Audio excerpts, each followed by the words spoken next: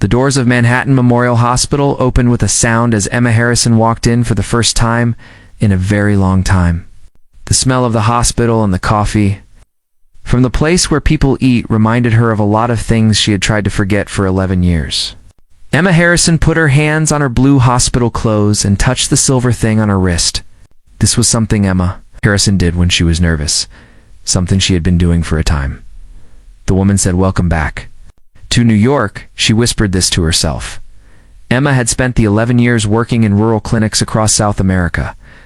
She was really passionate about helping children in these communities that do not have a lot of resources. The work was very rewarding for Emma. It kept her busy. At night when she was lying awake, Emma could not help but think about the life she had left behind. She would tell herself that the work was fulfilling and that it was what mattered. The truth is, Emma was still thinking about the life she used to have. The work with children in South America was important to Emma. It was what got her out of bed in the morning. At night her mind would start to wander. She would think about what she had left behind. The pediatric emergency department was really busy. Nurses were running around between rooms doing their jobs quickly. Doctors were talking to each other about the patient's charts.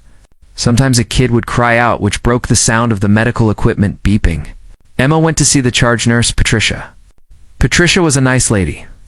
She took Emma around the emergency department and showed her what to do. Emma saw the pediatric emergency department. It was a lot to take in.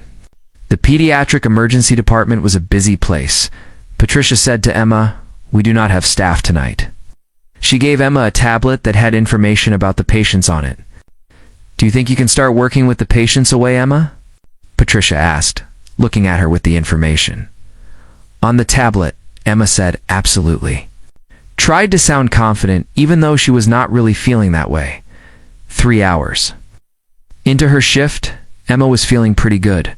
She had gotten into a routine. Emma was checking the medication doses when Patricia showed up beside her. Looking a bit upset, "Emma, I need you to come to room 7 now. We have a baby who's only 6 months old, and the baby has a really high fever and is having a lot of trouble breathing. The baby's father is very worried. He wants to talk to the doctor in charge." Emma picked up her stethoscope, went to the room. She looked at the chart on her tablet. The baby was Lily Blake. She was 6 months old.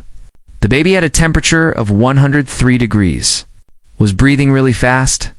When Emma opened the door, she was already thinking about how to make the parent feel better. The parent was probably very worried about baby Lily Blake.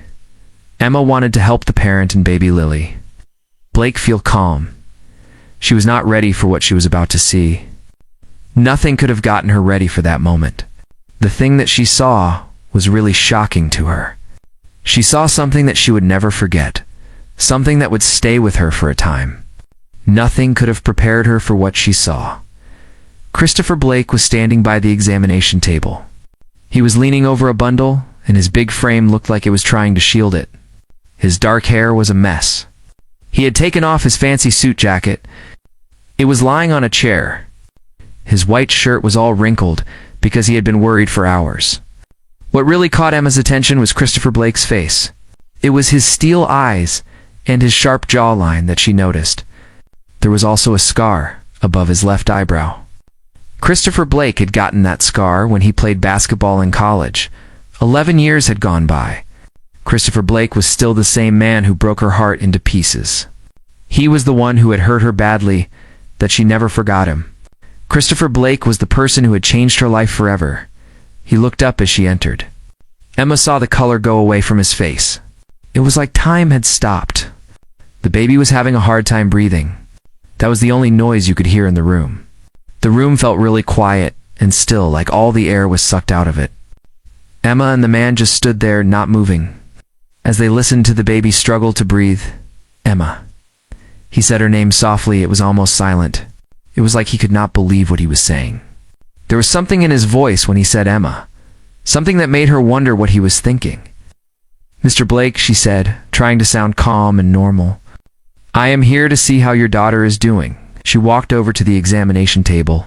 That helped take her mind off things. The baby, Lily, was having a hard time breathing.